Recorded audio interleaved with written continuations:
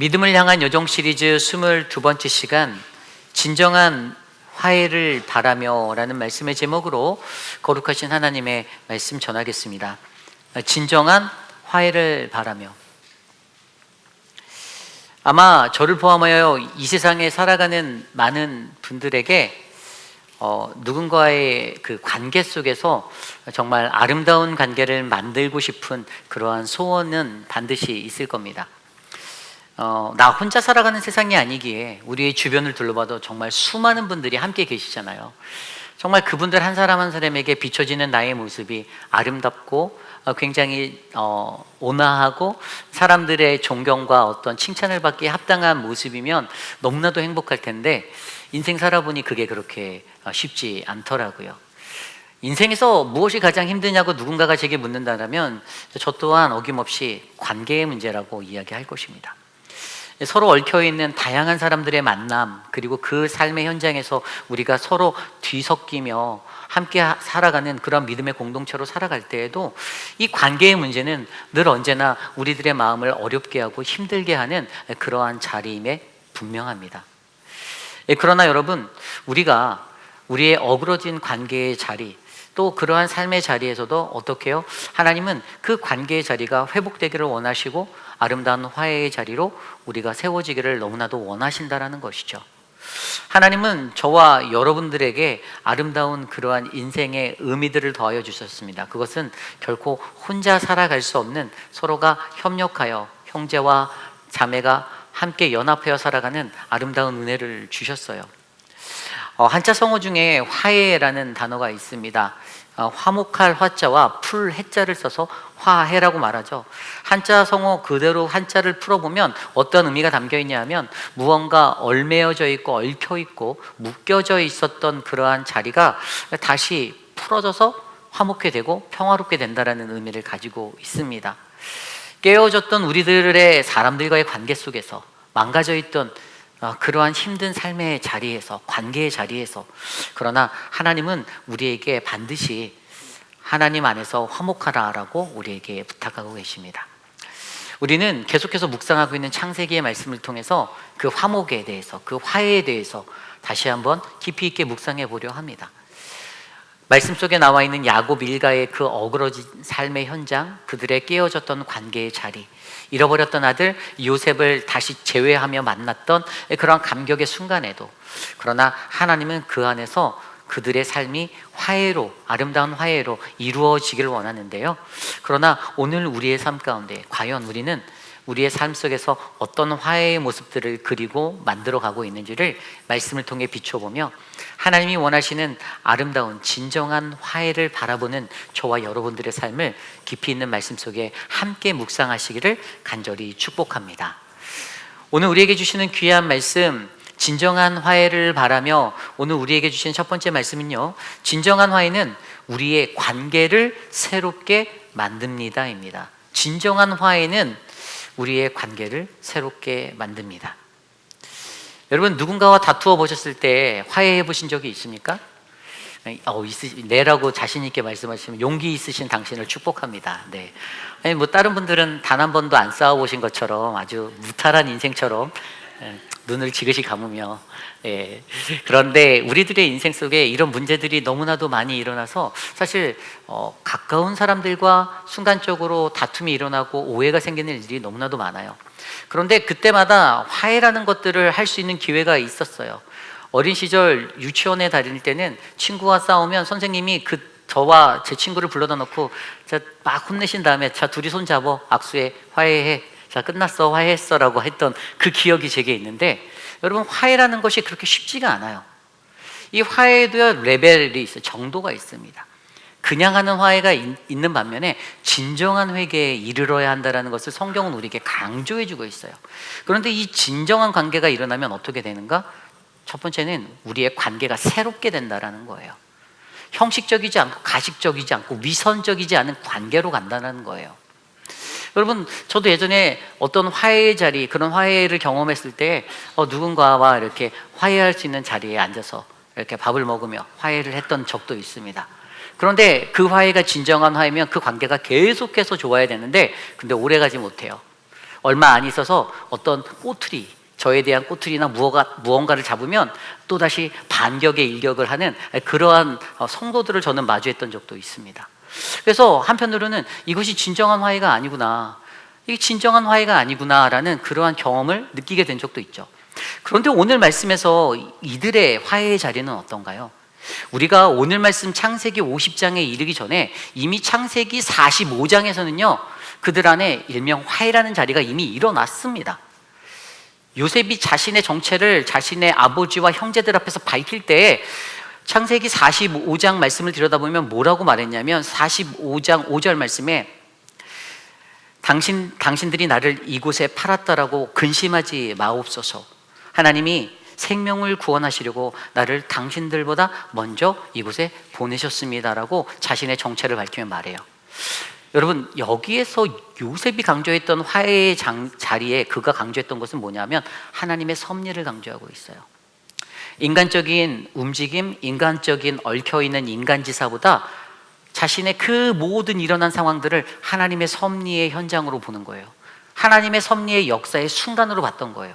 그러니 내가 지금 이해한다, 이것은 당신들의 잘못이 아니다, 그러니 염려하지 마세요라고 말했음에도 불구하고 오늘 어떠한 현상이 일어났습니까?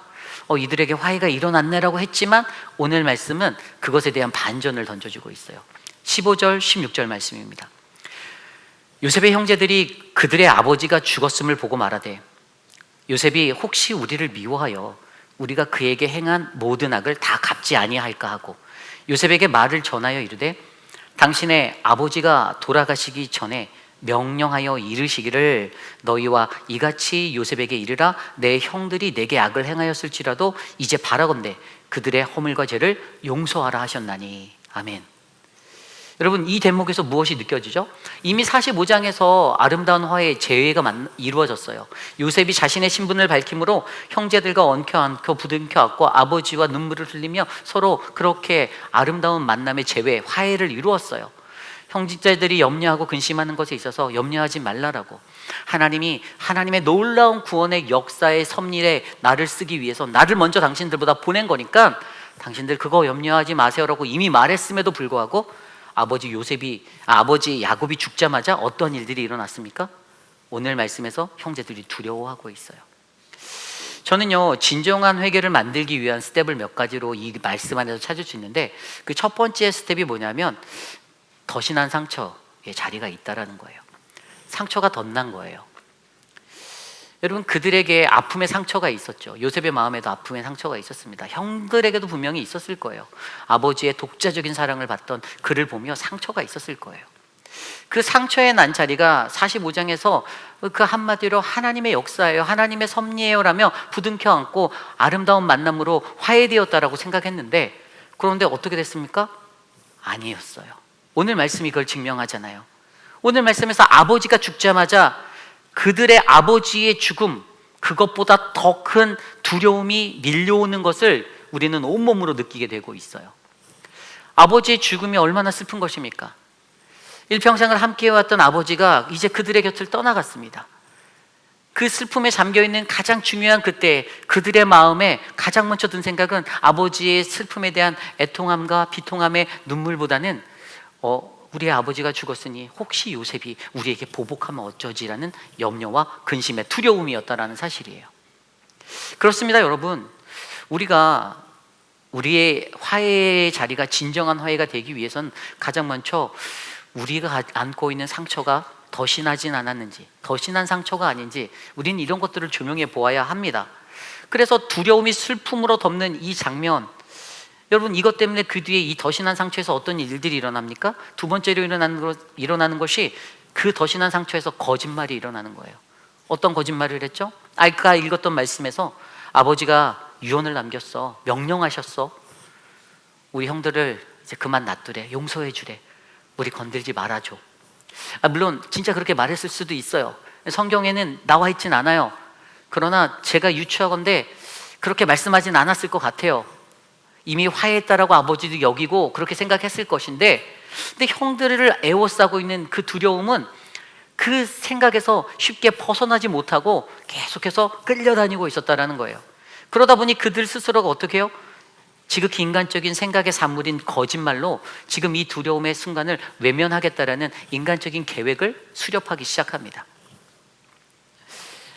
우리에게 더 심한 상처가 있다면 여러분, 이러한 일들이 일어날 수가 있어요.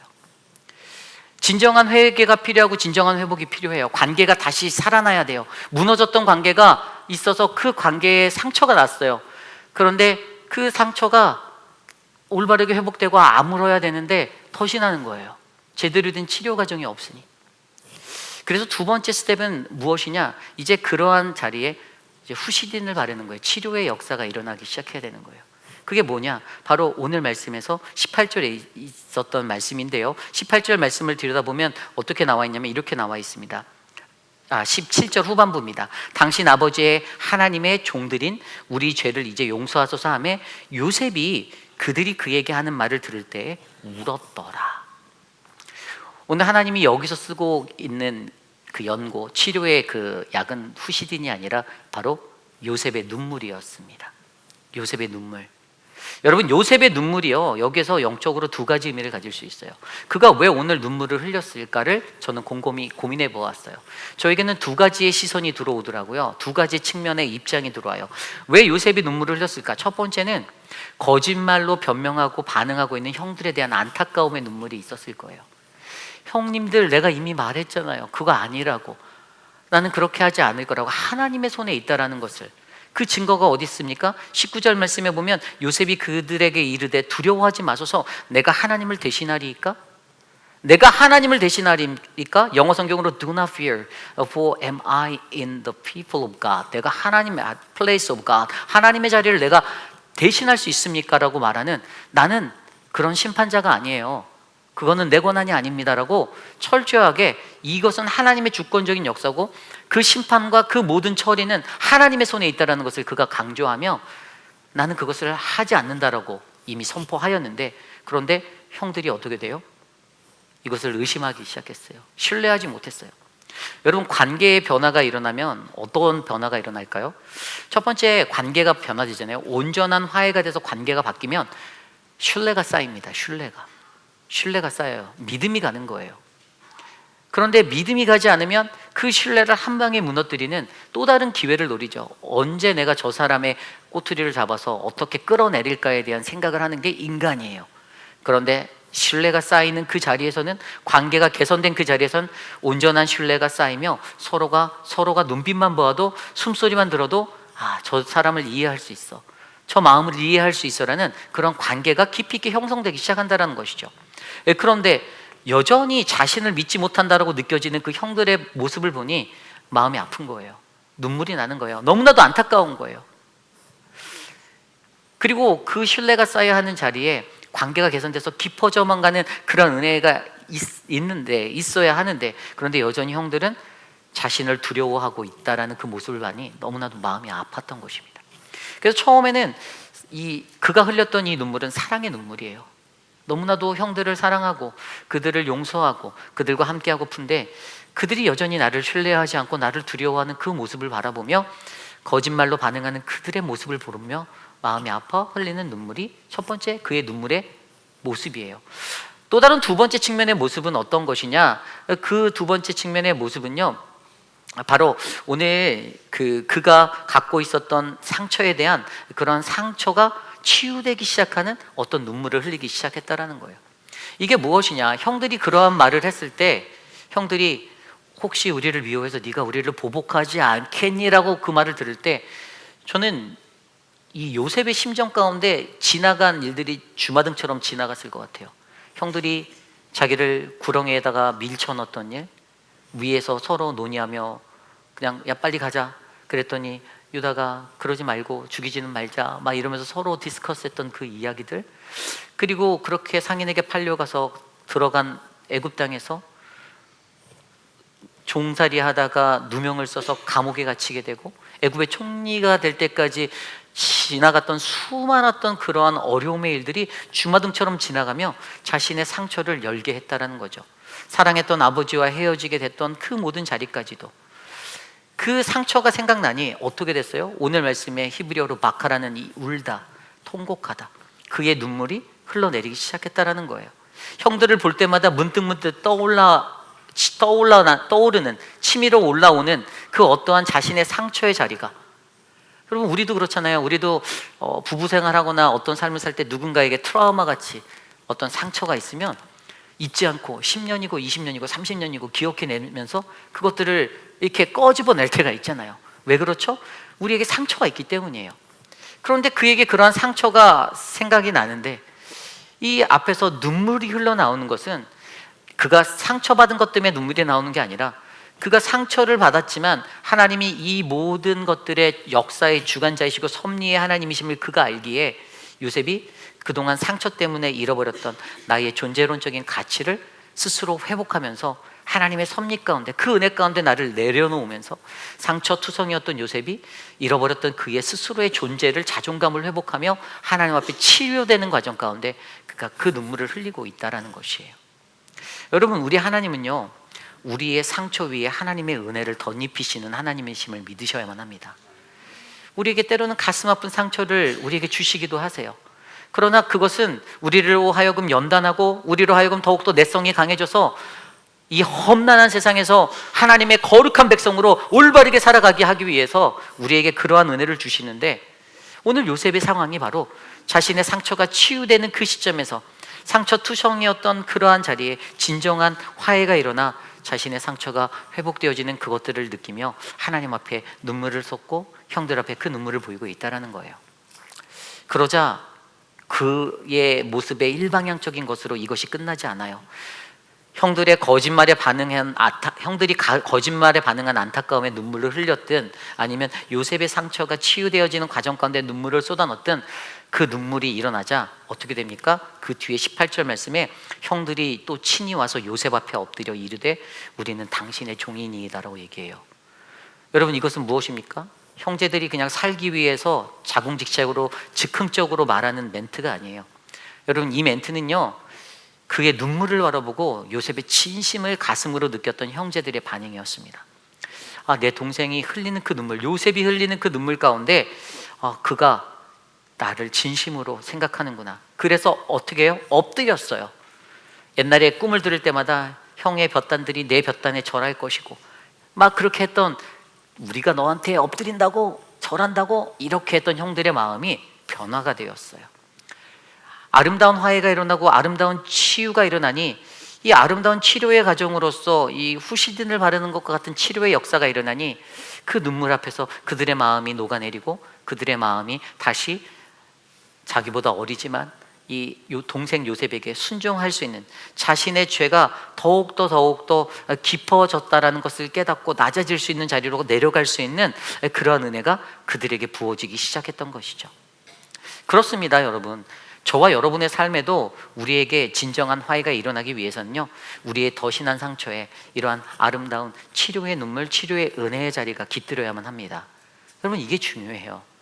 그냥 한순간에 토킹해서 막 5분 10분 얘기해서 그래 우리 풀었다. 제가 아까 말씀드렸던 어렸을 때 유치원 선생님이 제 친구와 제가 다투니 붙잡아 놓고 자 뭐라고 막 혼낸 다음에 그래 너희들 이제 손 악수해, 화해했어, 끝났어, 이런 방식의 것이 아니라 우리가 상처받은 만큼 그 상처가 치유되기 위한 일련의 과정들이 그 긴 시간 속에 필요하다는 것을 저와 여러분들이 기억하셔야만 합니다. 여러분, 우리에게 그러한 마음의 시간이 있어서, 용서라는 것은요, 화해라는 것은 그냥 한 번의 사건이 될 수 있지만 여러분, 우리가 그 잃어버린 신뢰를 회복하는 데는 더 많은 시간들이 요구되어진다는 것을 믿으셔야만 해요. 그래서 이런 과정을 통해서 어떻게 해요? 우리가 진정한 회개의 자리에 나아갈 수 있다. 그런데 여기에 마지막으로 가장 강력하게 그들의 이 치료의 그 자리를 메꾸고 완성하는 한 가지가 있어요. 그것이 무엇이냐? 그것이 바로 오늘 말씀 21절 말씀입니다. 당신들은 두려워하지 마소서. 내가 당신들과 당신들의 자녀를 기르리라 하고 그들을 간곡한 말로 위로하였더라. 아멘. 마지막으로 치명적으로 그들의 모든 상처가 치료되어지는 최고의 클라이막스의 방법이 나오는데 그것이 바로 간곡한 말로 위로하다. 간곡한 말의 위로가 그것의 핵심이에요. 이 간곡한 말의 위로를 히브리어 원어 성경으로 바라보면 이 위로하였다라는 단어는 바예 나햄이라는 단어인데 그 어근은 나함이라는 단어예요. 위로하다, 위안을 주다. 주로 이 단어는 하나님이 하나님의 백성에게 위로를 베풀 때 이사야서나 뭐 이런 데서 사용했던 구약의 성경에 나와 있는 단어예요. 하나님의 위로예요. 하나님의 위로는요, 인간적인 말의 위로와는 다르죠. 인간적으로는 힘들지, 괜찮니? 이렇게 그냥 말로 감정 없이 섞어서 표현할 수 있지만, 하나님의 위로는 무엇에 포커스하고 있냐면 그 영혼의 구원에 포커스하고 있어요. 오늘 내가 이 영혼을 구원해야 하기 때문에 내가 이 영혼이 조금 아프더라도, 조금 힘들더라도, 그러나 그것을 통해서 그러나 나는 너를 결코 버리지 않을 거야, 나는 결코 너를 떠나지 아니할 거야 라는 하나님의 위로로 우리와 함께 하여 주신다라는 거죠. 그래서 그가 오늘 말할 때 위로하였다. 그런데 그 뒤에 간곡한 말로 위로하였대요. 간곡한 말의 히브리 단어는 바예다 베르, 알, 리밤이라는 세 단어가 묶여 있어요. 바예다 베르는 말하다예요. 그가 말한 거예요. 무엇을 말했냐? 알이라는 단어는 몸모 위에, 몸모를 향하여. 리밤이라는 단어는 그들의 마음에, 그들의 마음을 향하여 말했는데 무엇을 말했냐? 그들의 마음을 만지는 하나님의 위로를 요셉은 말하였던 거예요. 예를 들어 이런 거예요. 형들에게 두려움이 쌓여서 두려움이 넘쳐났던 그 마음에 형들 염려하지 마 이렇게 말한 것이 아니라, 형님들, 하나님은 당신을 사랑하시고 당신을 위한 놀라운 계획을 가지고 계십니다. 하나님은 당신과 함께 하십니다. 두려워하지 마세요 라고 말하는 거예요. 그 따스한 말의 위로가 간곡한 말의 위로로 그들에게 전해졌을 때 어떻게 됐습니까? 마지막으로 그들의 상처가 아물고 그들의 관계가 다시 회복되는, 관계가 회복되는 놀라운 은혜가 일어나기 시작했습니다. 여러분, 이것이 바로 성경이 전하는 진정한 화해의 단계입니다. 우리의 상처가 있어요. 그런데 그 상처를 관리를 안 하면 그 상처가 덫이 나는 거예요. 그런데 그 덫이 난 상처 위에 어떻게 해요? 적절한 치료의 방법, 후시딘을 바르든 어떠한 것들을 주든. 그런데 오늘 말씀에서는 어떻게 했어요? 요셉의 눈물로 그들의 마음을 열었더니 그들의 마음 가운데 동생 앞에 엎드릴 수 있는, 무릎 꿇을 수 있는, 우리는 당신의 종입니다, 이전에는 결코 생각할 수 없었던 놀라운 반응이 그들에게 일어나게 되었고, 더 나아가 간곡한 말로, 하나님의 위로의 말로 그들의 마음을 만지는 위로를 베풀었더니 그들과 관계가 하나 되는 아름다운 화해가 일어나게 되었다는 사실을 오늘 말씀은 우리에게 전해주고 있습니다.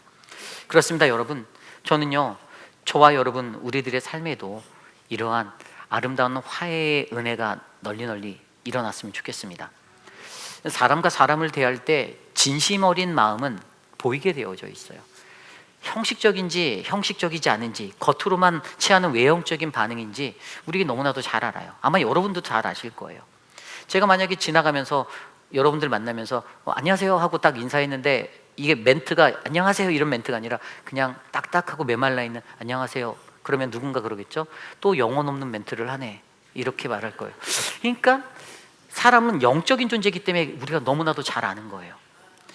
저와 여러분들의 삶 가운데 우리들 안에서도 우리가 진정한 화해를 원하신다라면 그냥 우리 안에 주어진 말의 자리에서 화해하자, 끝났다, 다 정산한 거야, 우리 다 클리어 됐어, 이게 아니라 여러분, 그 위에 하나님의 위로를 갖고 우리가 하나님의 그 눈물을 흘리며 우리가 함께 마음을 다해서 서로를 위로하고 격려하여 우리의 상처가 잘 아물 수 있도록 함께 하시는 거룩하고 아름다운 공동체가 우리 회입빛 아닌 장로교회 되시기를 간절히 축복합니다. 이것이 바로 오늘 말씀의 첫 번째, 진정한 화해를 바라며, 진정한 화해는 우리의 관계를 새롭게 만듭니다입니다. 오늘 마지막으로 두 번째, 진정한 화해를 바라며, 진정한 화해는 하나님의 언약에 깃든 사랑을 선포하게 한다입니다. 진정한 화해는 하나님의 언약에 깃든 사랑을 선포하게 합니다. 오늘 말씀 24절로 26절까지의 이야기를 보면요, 요셉이 형제들에게 말하는 한 가지의 선포가 보여요. 그 선포가 무엇이냐? 24절입니다. 요셉이 그의 형제들에게 이르되 나는 죽을 것이나 하나님이 당신들을 돌보시고 당신들을 이 땅에서 인도하여 내사 아브라함과 이삭과 야곱에게 맹세하신 땅에 이르게 하시리라 하고. 아멘. 여러분, 저는요, 오늘 진정한 화해를 이룰 수 있었던 두 가지 포인트의 핵심이 바로 오늘 요셉이 붙들고 있었던 하나님의 언약이에요. 근데 그 하나님의 언약을 어떻게 하느냐? 그가 선포해요. 형제들에게 당당하게 선포합니다. 아름다운 화해를 이루었으면 솔직히 인간적인 마음에 저 같았으면 제 썰을 풀었을 거예요. 내가 어떻게 살았고 뭐 어떤 시간들을 보냈고 환란이 있었지만 나는 승리, 막 이렇게 하면서 자기 썰, 무용담과 같은 자기 이야기를. 또 보세요, 이 뒤에 그가 이제 죽는 이야기가 나오잖아요. 그러니까 그런 것들을 말하기에 충분했을 텐데 그가 선포한 것이 무엇이었죠? 그가 그 형제들 앞에서 외쳤던 한마디는 자기가 기억했던 하나님의 언약을 선포해요. 이것은 요셉의 마음 깊이 새겨 있었던 그 언약이에요. 그런데 그냥 언약이 아니었죠. 아브라함에게 주셨던 언약, 이삭에게, 야곱에게 주셨던, 아브라함의 하나님, 이삭의 하나님, 야곱의 하나님에게 주셨던 그 나의 하나님이 나에게 주셨던 그 언약을 기대하고 그것을 그대로 선포하고 있다는 것이에요. 이게 핵심인 거예요. 그런데 왜 이 선포가 중요하냐? 하나님의 언약을 기억해서 선포하는 이 선포가 도대체 왜 우리의 아름다운 화해를 일구어내는데 왜 중요하냐? 거기에는 하나님이 가지고 계신 화해의 은혜가 담겨 있기 때문입니다. 저는 이것을 하나님의 언약에 깃든 사랑이다라고 이야기해요. 24절이 그 내용이에요. 여기에는 세 단계의 자리로 하나님의 언약에 담겨 있는, 깃들어져 있는 사랑의 이야기가 표현되고 있어요. 첫 번째는 하나님이 당신들을 돌보시고라는 단어예요. 돌보시고. 전에도 설명했듯이 돌보시고란 단어는 히브리어 파카드란 단어, 여기에는 하나님의 기억하심이 묻어있다라고 했어요. 하나님이 기억하셨기 때문에 돌아본다, 돌보신다라는 얘기예요. 그냥 단순하게 하나님의 돌보심이 단순한 관심을 두는 그냥 일회성의 어떤 움직임이 아니라 하나님이 우리를 기억해 주시는 거예요. 하나님이 형님들을 기억해 주실 거라는 거예요. 그러니 하나님이 당신들을 돌보시는 하나님 되어 주신다라는 것, 여기에서 기억하고 계신 하나님이 우리에게 있기 때문에 어떻게 해요? 이 하나님의 담긴, 그 언약에 담긴 첫 번째 사랑은 바로 이 돌보심의 이야기를 나누고 있는 거예요. 그리고 두 번째는요, 어떻게 해요? 그 다음 구절에 보면 아까 나와 있듯이 당신들을 이 땅에서 인도하여 내사, 여기 대목에 인도하여 내사라는 히브리 단어 알라라는 단어. 여러분, 이 단어는요 어떤 거냐면 끌어올리다, 낮은 데서 높은 데로 뭐 끌어올리다, 뭐 이런 단어. 그런데 출애굽 이야기에서 하나님이 그들을 건져내 주신 이 인도하여 내사, 이때 단어가 바로 이 알라라는 단어를 썼습니다. 여기에는 하나님의 주권적인 역사가 담겨져 있어요. 하나님의 주권적 역사라고 말하면 무엇입니까? 그것은 우리의 건지심을 받는 거, 우리가 묶여 있었던 것에서 해방을 받고 풀림을 받고 우리의 상황이 바뀌는 그 모든 것의 역사는 나의 손에 달린 게 아니라 하나님의 손에 달려있다라는 전적인 그분의 주권을 말하는 것입니다. 근데 하나님이 그들을 어떻게 해요? 이 땅에서, 이 애굽 땅에서 다시 인도하여 내실 것이다. 내가 너희를 출애굽할 거야. 구원해 주실 거야. 하나님이 우리의 구원자 되실 거야 라는 그 미래지향적인 이야기를 그들에게 풀어놓으며, 하나님께서는 여전히 이 언약에 깃들어져 있는 사랑, 바로 너희들을 끌어올리는 인도하여 내심의 하나님이다라는 것을 선포하고 있는 것이죠. 세 번째, 마지막은 무엇입니까? 어디요? 너희들에게 약속하신, 아브라함과 이삭과 야곱에게 맹세하신 땅에 이르게 하시리라. 여기서 중요한 단어는 바로 이르게 하다라는 히브리 단어 헤비라는 단어입니다. 이것은 들여보내다, 이르게 하다. 근데 이 단어가, 헤비라는 단어가, 히브리어 헤비가 히필 동사예요. 전에도 설명드렸지만 히필 동사는 내 힘으로 내가 하는 게 아닙니다. 누군가가 거기에서 역동적으로 일을 하셔서, 운동을 하셔서 그 힘의 능력으로, 그 원동력으로 내가 그것을 하게 되는 거예요. 하나님이 우리에게 힘이 되어 주셔서 어떻게 해요? 우리를 그곳에 이르게 하신다라는 거예요. 그 약속의 땅에, 언약의 장소에 이르게 하겠다라는 거예요. 여러분, 그가 오늘 선포한 이 한 구절은요, 하나님의 언약에 담겨져 있는, 깃들어져 있는 사랑의 이야기를 우리에게 말하고 있어요. 하나님이 우리를 그렇게 사랑하시기에, 하나님은 우리를 돌아보시는 파카드의 하나님, 우리를 인도하여 내시는 끌어올리심의 하나님, 그리고 우리로 이르게 하시는, 도달하게 하시는 그 원동력 되시는 하나님이신데 우리가 무엇을 두려워하겠냐라는 거예요. 우리가 그 사랑을 안다라면, 우리가 그 언약을 기억하고 우리가 그 언약을 믿는다라면 우리는 그로 말미암아 어떻게 해요? 진정한 화해의 자리로 나아갈 수 있다라는 거예요. 왜죠? 내가 하는 것이 아니니까. 내가 하는 것이 아니니까. 여러분, 저는요, 우리들의 삶 속에서도 우리들의 어그러진 관계들이 있다라면 이 하나님의 언약을 기억하셔서, 하나님의 언약에 깃들어져 있는 이 사랑의 이야기들을 기억하셔서 우리가 하나님의 그 언약의 화해의 자리에 아름답게 세움을 받는 믿음의 백성들이 되시기를 간절히 축복합니다. 우리의 힘으로 하는 것이 아니라니까요. 마음은 밉죠. 마음속에서는 과자 한 조각도 주기 싫어, 물 한 잔도 주기 싫어, 이런 마음이 막 솟구쳐 오를 수도 있어요. 그러나 하나님이 우리에게 그 언약의 하나님이 계신다라면, 그 언약에 깃든 하나님의 사랑을 바라보며 나도 이 언약의 사랑을 나눌 수 있는 사람이 되어야 할 텐데, 나도 이 언약의 사랑의 길을 나도 걷기를 원하는데, 하나님, 사랑은 흔적을 남긴다라고 말씀하셨는데 과연 나는 어떠한 사랑의 흔적을 남기며, 요셉이 죽기 전에 고백했던 마지막 고백이 24절의 이 구절이었으면 요셉의 마지막 유언은 뭐였어요? 형님들, 사랑은 흔적을 남깁니다. 이 말 한마디 한 거예요. 사랑은 흔적을 남겨요. 사랑은 흔적을 남깁니다. 근데 사랑이 없었잖아요? 그럼 흔적이 안 남아요. 그럼 우리 인생에서 여러분도 많이 느꼈을 거예요. 여러분들에게 무한한 사랑을 베풀었던 누군가가 있었을 거예요. 그런데 그 사람이 이 땅을 떠나가거나 소천하게 되어서 우리와의 멀어지는 그러한 사라짐의 자리에 있다면 우리는 그를 기억하고 그가 남겼던 그 사랑의 흔적을 너무나도 기억하고, 제가 우리 교회에서 이렇게 신앙생활하고 여러분들이 이끌 때 이전에 앞선 세대에서 교회에서 알게 모르게 너무나도 수고 많이 하신 그 많은 분들에 관한 이야기를 들으면 왜 우리 권사님들이 그분들을 기억할까 들여다보면 분명히 그들의 사랑의 흔적이 거기에 깃들어 있었기 때문에 그것을 기억하고 있거든요. 여러분, 그러니 오늘 저와 여러분 우리들에게도 진정한 화해는 하나님 언약에 깃든 이 사랑의 실천, 선포가 우리들의 삶 가운데 열매 맺힐 때 아름다운 진정한 회개가 일어나게 되고 진정한 회복과 진정한 화해가 일어나게 될 줄 믿습니다. 저는 우리 회입빛 하나님 장로교회가 그러한 영성을 가지고 하나님의 화해, 진정한 화해에 도달하는 아름답고 복된 인생 되기를 간절히 축복합니다. 이것이 바로 오늘 말씀의 마지막 진정한 화해를 바라며, 진정한 화해는 하나님의 언약에 깃든 사랑을 선포하게 합니다 입니다. 많은 사람들은 이렇게 얘기하곤 합니다. 진정한 화해는 매우 어렵다. 맞습니다. 저도 동의합니다. 진정한 화해는 정말로 어렵습니다. 그런데 하나님은 우리를 관계적 존재로 창조하셨다라는 거예요. 하나님은 우리 인간들을 창조하시고 지어 놓으시면서 어떻게 해요? 관계적 존재로 살게 하셨어요.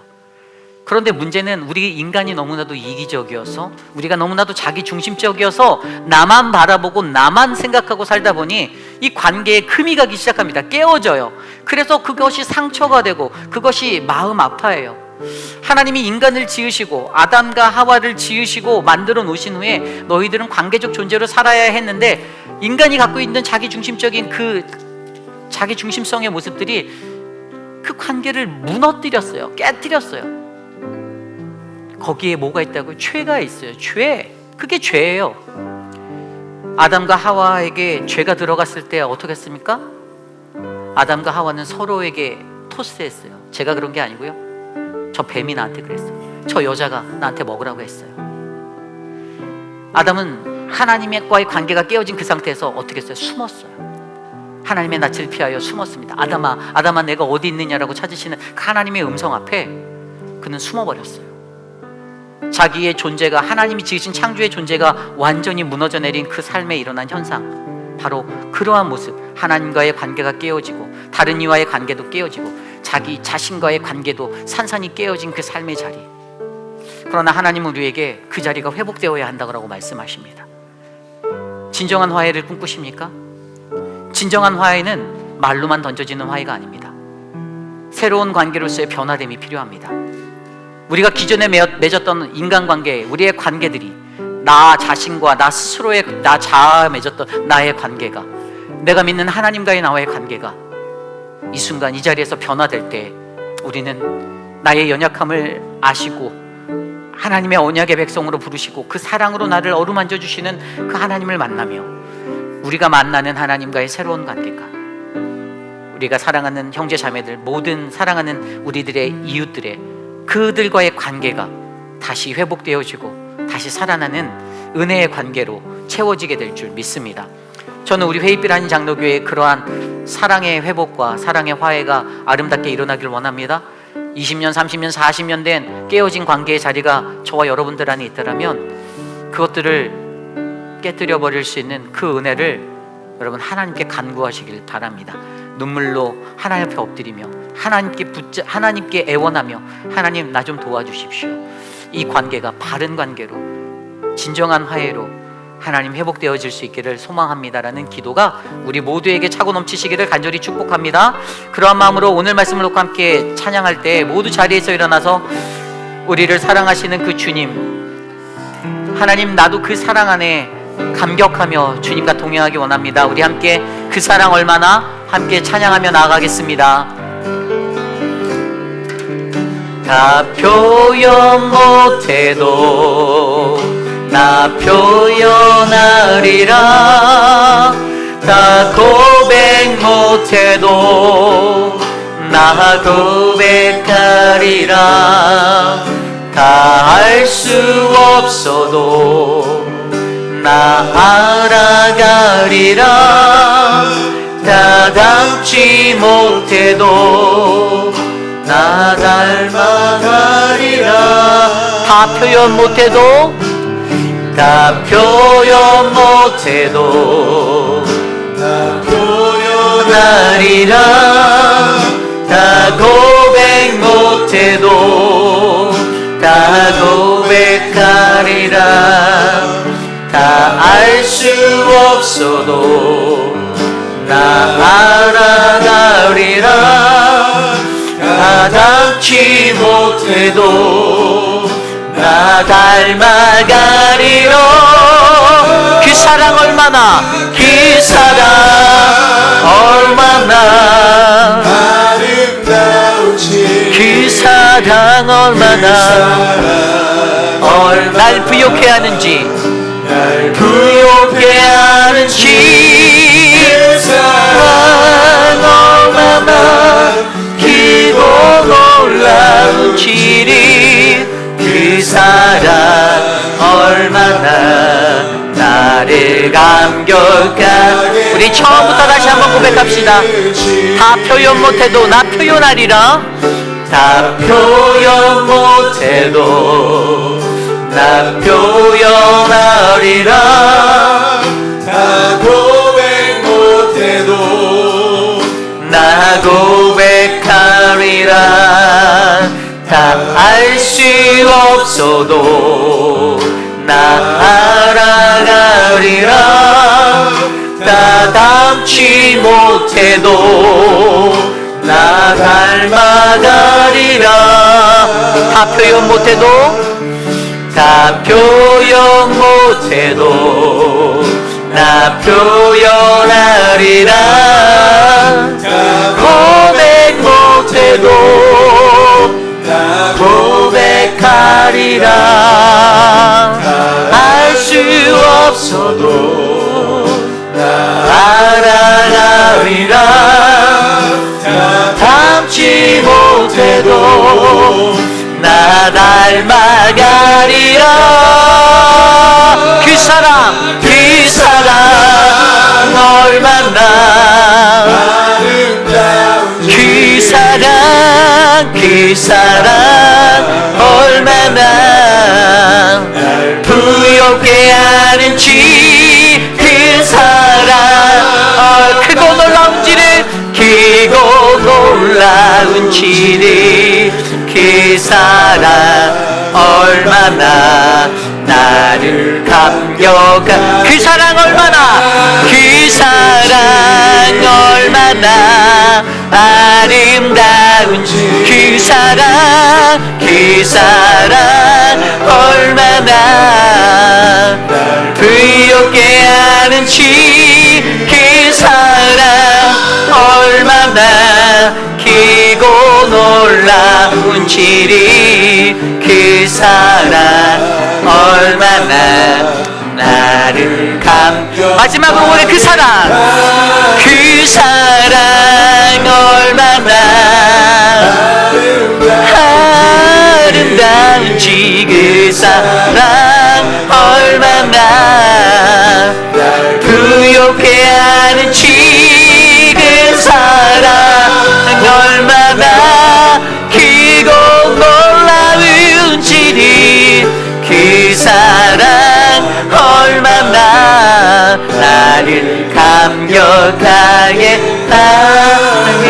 나를 감격하게 하는지, 나를 감격하게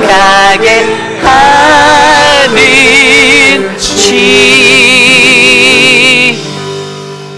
참으로 존귀하신 하나님, 주님의 크신 은혜에 감사드립니다.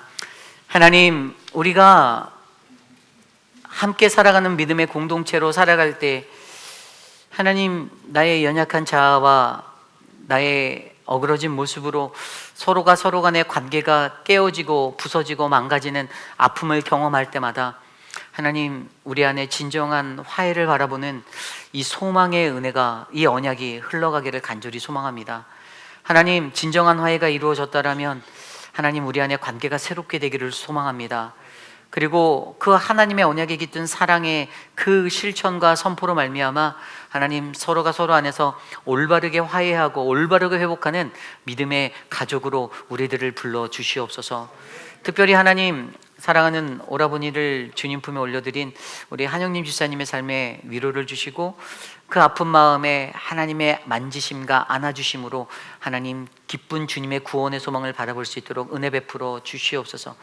사랑하는 우리 미스터 조나단의 하나님 새 출발되어지는 가정 가운데 우리 할머니 신영아 권사님의 기도가 하나님 끊이지 않게 하여 주셔서 감사하고, 믿음의 가정으로 살아갈 때 저 가정이 주님 앞에 늘 신뢰하며 열심히 성실하게 진실하게 살아갈 수 있도록 복을 내려 주시옵소서. 하나님, 또한 우리 한양순 집사님 오랜만에 거룩한 공동체에서 예배드리는데 그 삶을 지켜주시고 이주되어진 자리에서 사랑하는 딸과 사랑하는 온 가족이 주님의 구원을 경험하며 예배할 수 있도록 복을 내려 주시옵소서. 지금은 우리 구주 예수 그리스도의 무한하신 은혜와 그 크신 하나님의 사랑하심과 성령 하나님의 감화감동 교통하심의 역사가 어그러지고 상처투성인 우리들의 삶 가운데, 우리들의 마음의 그 자리에 하나님의 방법으로 화해하기를 원하시며, 하나님의 사랑을 깨달아 하나님의 언약 속에 깃든 그 사랑으로 나에게 놀라운 자아의 회복과 치료와 은혜가 일어나 하나님, 나도 다른 이들과 하나님과 아름답게 화해하고 싶습니다라고 고백하는 사랑하는 모든 회입비란인 장로교회 성도님들, 오늘 이곳에 나와 주께 예배드리는 믿음의 권속들 머리머리 위에 지금으로부터 영원토록 함께 하시기를 간절히 축원하옵나이다. 아멘.